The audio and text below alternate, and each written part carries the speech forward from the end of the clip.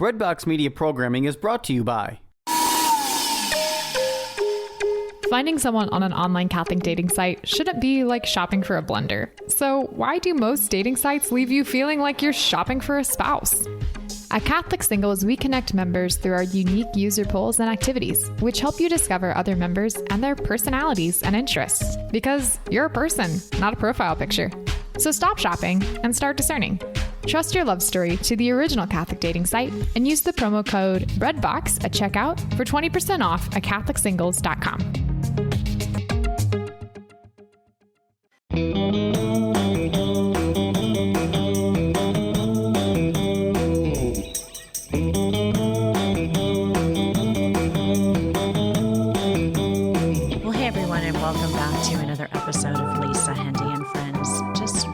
Delighted to be back behind the microphone and wanted to take a few moments before we dive into today's feature interview with Father Edwin Leahy to just share a little bit of information about why there's been radio silence for the last month and a half.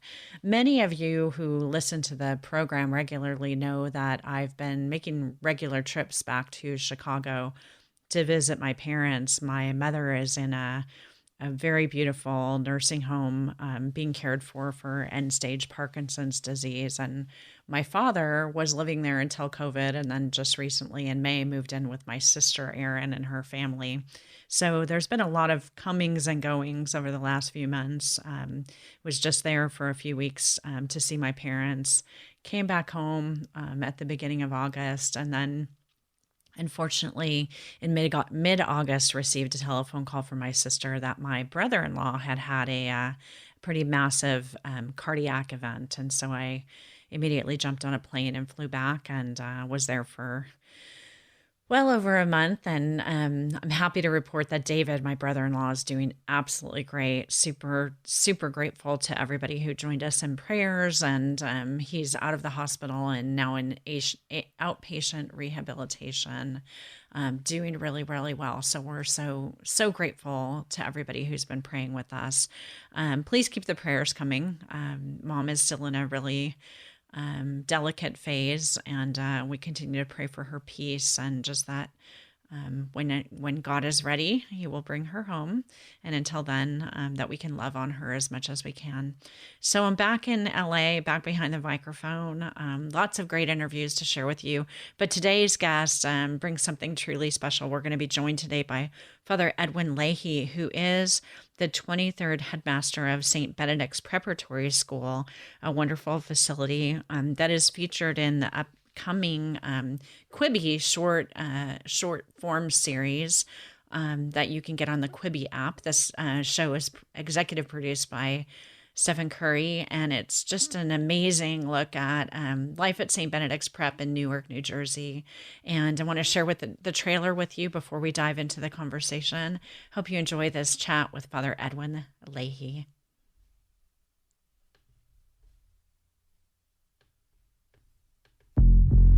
My whole elementary team, all gang members now. I don't want to do that. St. Benedict's mission is to take young men from diverse backgrounds and provide access to opportunity historically denied to us.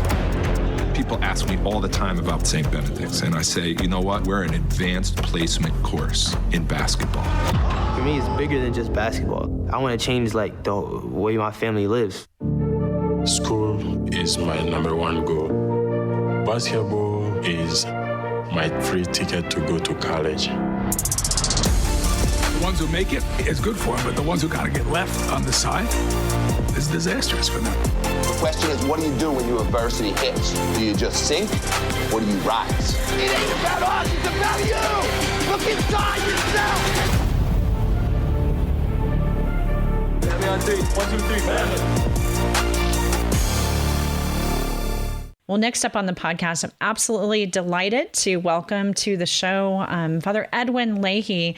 Father Leahy is the headmaster of St. Benedict's Preparatory School. And if you pay attention at all to popular culture, you'll know that he's also one of the main figures in a fantastic new series coming out from Quibi called Benedict Men. It's a documentary that chronicles life at St. Benedict's. There's basketball, there are stories, there's family, there's daughter's faith, and much, much more. Welcome to the show, Father Edwin Leahy. Thank you for having me. Well, it's such a treat, and I was so engrossed in watching Benedict Men. I have to be honest. So I went to Mater Dei High School. I'm thinking maybe we might have occasionally played you in basketball out here in California, but I didn't know anything about Benedict Men, and once I started watching, I just couldn't stop. So how did the school get involved with this particular project? Lisa, as is so often the case, at least with us, these things happen some people might say they happen by serendipity. I would say they happen because of the Holy Spirit. This happened because about 4 years ago, in 2016, we appeared on 60 Minutes, and that was also by the Holy Spirit. But as a result of that, we met a couple of friends now from a company called Management 360 out there in LA. And one of our visits out to say hello to Darren and to Eric, we met a man by the name of Mark Ciardi, who's I think one of the things that he does is the executive produces the various kinds of film and things. And he turns out he happened to be a friend of our present basketball coach, and I guess somebody came up with the idea of looking at the school through the lens of the basketball team. And Jeffrey Katzenberg was beginning this new venture, this Quibi, Quick Bites. That's what it stands for, and he was looking for content. So somehow out there in your world, out in California, this thing got put together. And I'm not quite sure who got Steph involved, Steph Curry, but he's been a blessing, I can tell you that. I've never met him, but just listening to him and his interest in this piece has been a great blessing to us, and I think to the piece. So. It's really such an engaging piece of storytelling. And even if you're not a basketball person, if you're a basketball person, you're going to love all the basketball in it. But the stories of these young men and their families and the place that is St. Benedict's, it just really sings. And it's just such a compelling thing. Like I said, get ready to binge. So St. Benedict's has been your home for a long time. How have you evolved to the place that you are in the school's history right now? I guess I'm asking what could be a 4-hour answer, but where do you find yourselves right now in terms of what the school is in your community? So I came to school here as a boy, as a 13-year-old freshman in 9th grade. And interestingly enough, I could take you, if you were here in New Jersey, I could take you to the place in the building where I stood, and it was the first or second day of school. And as a 13-year-old, for some reason, I realized that I was home. I have no idea why that was, but I realized that I belonged here. And so then I made it known as I got older in school here that I was interested in the monastery. And I went to college for a couple of years and then entered the monastery and professed vows in 66, solemn vows in 69, was ordained priest in 72. At a difficult time in our city and in the country, right? Because in 1967, the uprising, the rebellion, history has reflected on it in a variety of ways, was right in front of us here in Newark. The same thing is going on in the country right now. It's interesting to reflect on it. So between 1967 and 1972, there was all kinds of civil unrest. Vietnam was just cooking at the time, right? And the protests about Vietnam were going on. And our school began to, because of race and racism, began to experience difficulties. And in 72, the school closed. And we lost 14 members of our monastic community who left us and went to a monastery about 20 miles west of us in a different environment, right? And so we were sitting here with no common work, which makes our life virtually impossible to live because we meet together 5 times a day to pray, right. and eat meals. we eat meals together, and so it became virtually impossible. We all wound up taking jobs outside the monastery to try to hold things together and to explore possibilities.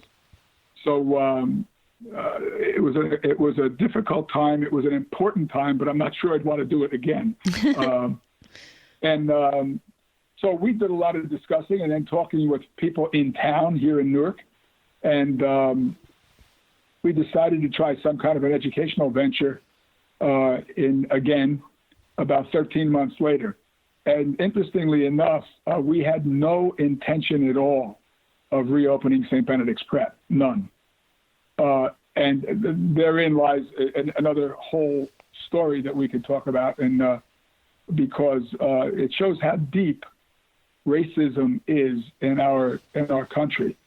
Because it would be very easy to say, oh, those people, those monks that left, even the monks, how terrible, left the city and left because the school was becoming more and more kids of color, right? Mm-hmm. Between 67 and 72. And that would be easy to do. But why those of us who stayed here, all of us who were white, why didn't we want to call it St. Benedict's Prep?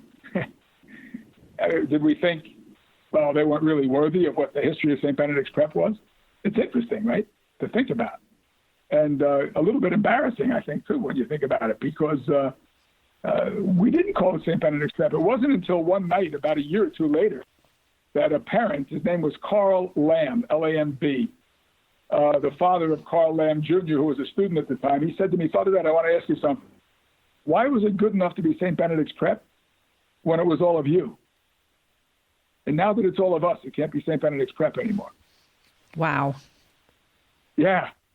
So I looked at him and I said, Mr. Lamb, I think you just reopened St. Benedict's Prep. So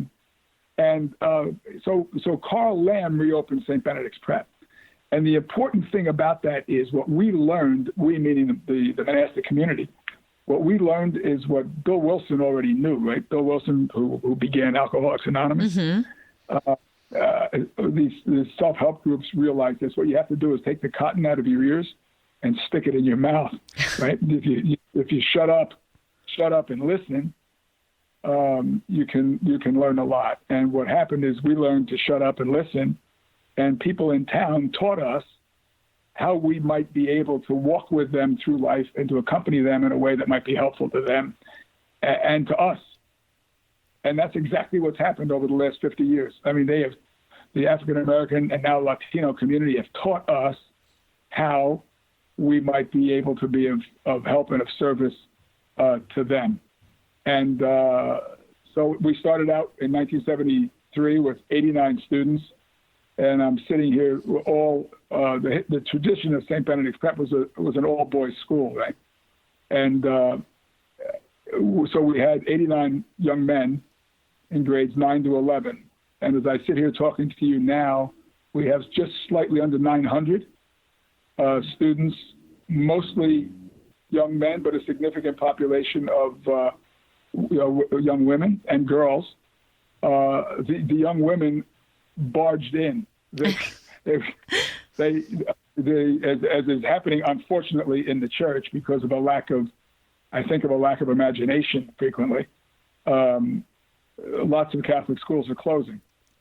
And we had the experience here late in the spring of 2 Catholic schools closing, which cost girls about 230 seats in a Catholic school.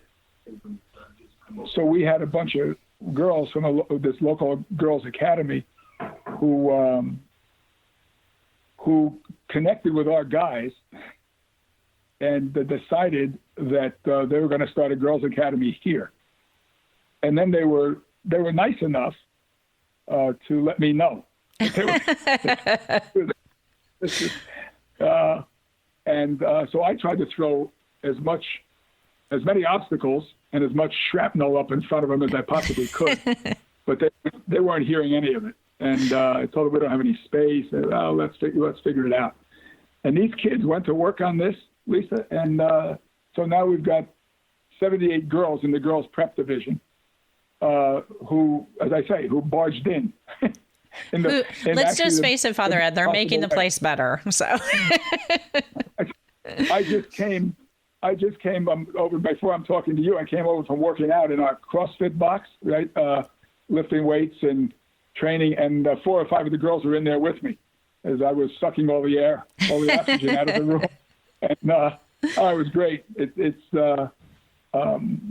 been a blessing, and we're going to try to grow it and see what happens.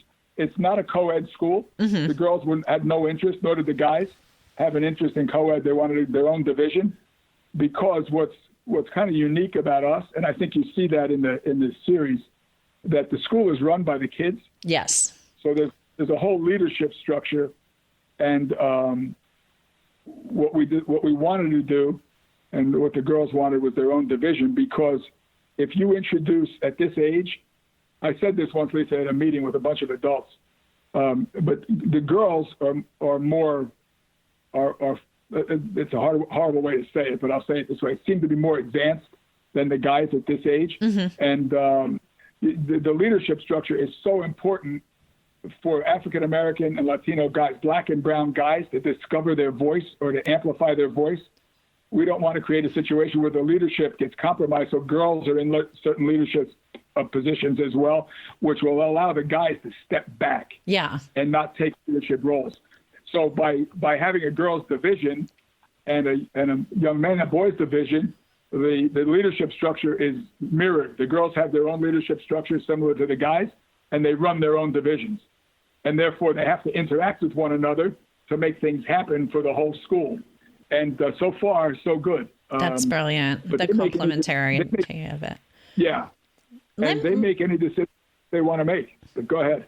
Oh, I want to ask you about the prospect of opening yourselves up, the trust that you place in filmmakers, because, this is, while it's set in a Catholic school setting, you show the diversity of the school, not only in terms of the ethnic makeup of the school, but also, many different faith perspectives that are played out here. And you also, it's basketball, so there's a little bit of language in there, Father.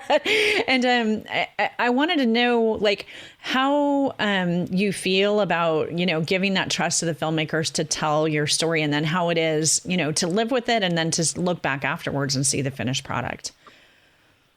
Yeah, I think it would have been much, much, much more difficult had we not had the experience of 60 Minutes.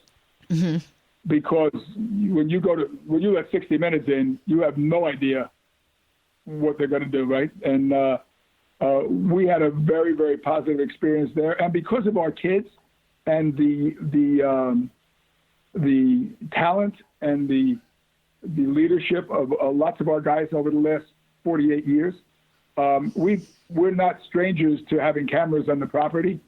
In fact, people like Jonathan Capehart, you may see him on MSNBC as a talking political head. He's one of our guys. There's this Kevin O'Connor who hosts This Old House. Mm-hmm. He's one of our guys. So there's just been a lot of interest in what we're, sadly, in one sense, I'm happy that there's the interest, but it also shows how little is happening for people of color, especially around the country, in a positive way. And that's a big, big, big problem for us as a country. But so it was much easier. And Jonathan Hawk, who directed it, who is the filmmaker, is absolutely he's an insightful guy, and I think he told a great story. It was accurate. It's what life is like here, and I think he did a absolutely terrific job. Now, I didn't know that going in, but you got to take risks, right? And, yeah. We were willing to just take one, and I think he was pretty accurate in telling the story of the kids. Well, it's a testament to what you've created too. I guess my last question is related to, for folks like me who we talk about desiring to be allies in the journey that our country is going through, that you mentioned a few times. And it seems to me that one of the great traditions of St. Benedict Prep is that, you bring in young men like, I think his name is Mondani, Madani, a person who is coming from a very challenging background. And he says in the piece that, this is his free ticket to an education, a college education.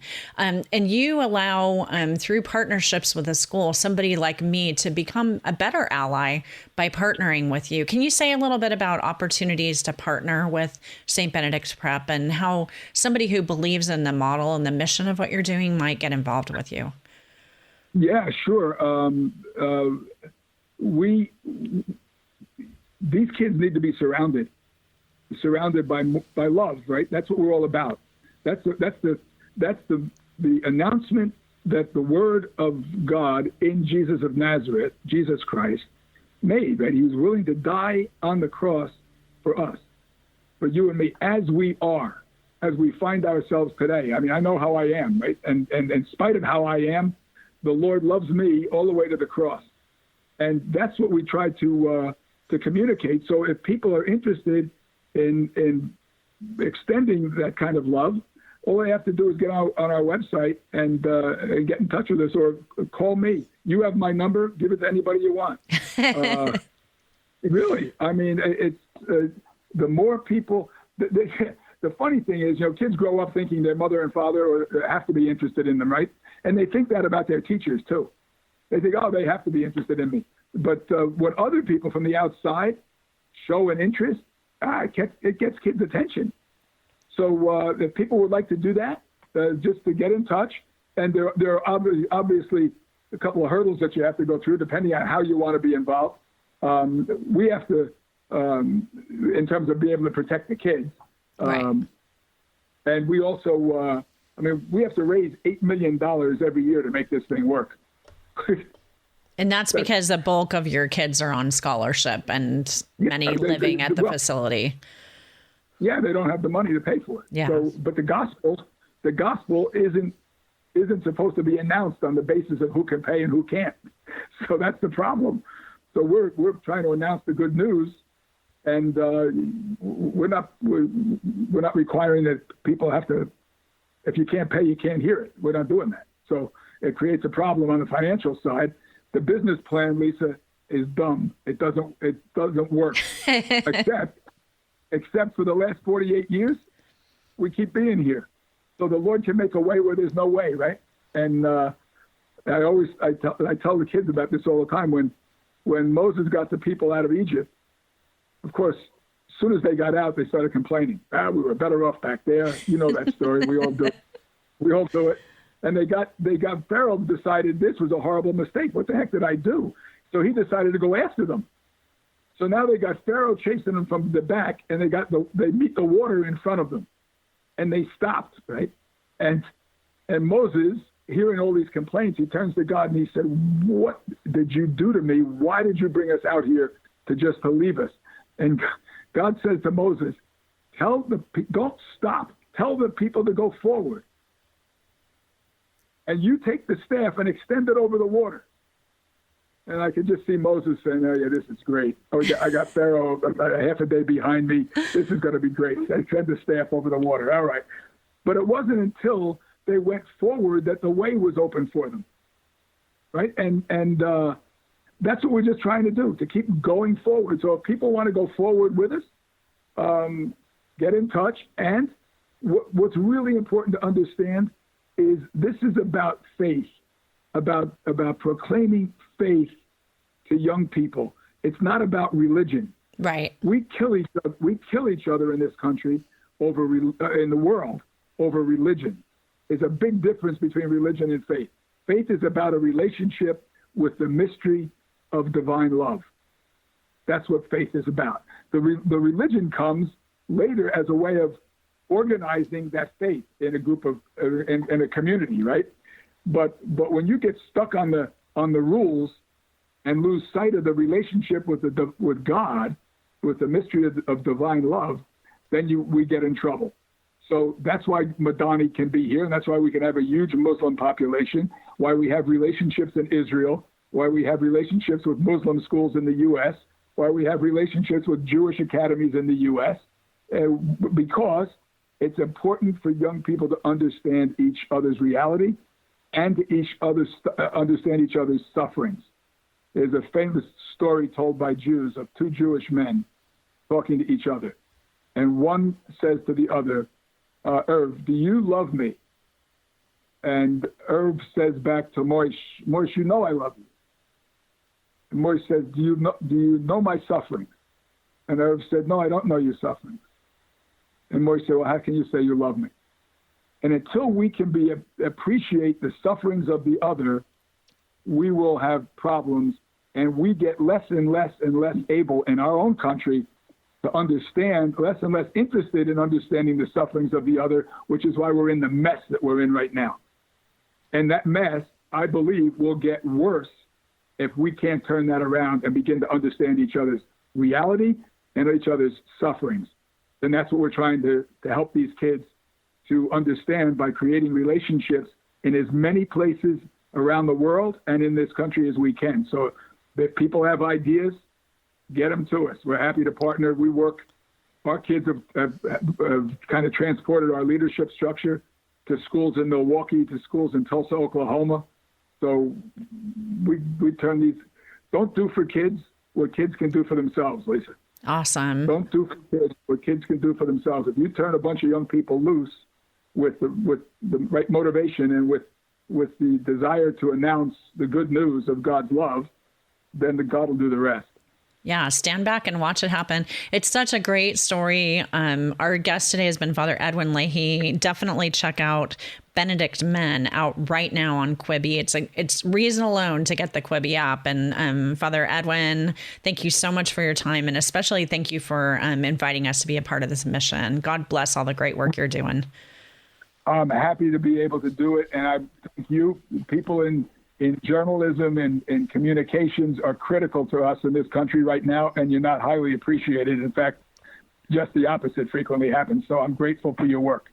Thank you. Well, friends, that's it for this week's episode. Be sure to check out Benedict Men on Quibi. Come on over to lisahendey.com for our show notes, which will include information about how you can personally connect with St. Benedict's Preparatory School and their great mission, and how you can check out Benedict Men on Quibi. We'll see you next time.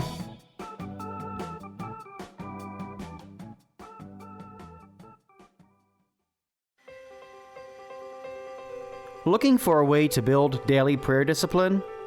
Seen the rise in mindfulness meditation, but not sure if it is possible to meditate in a way that's consistent with your Catholic faith?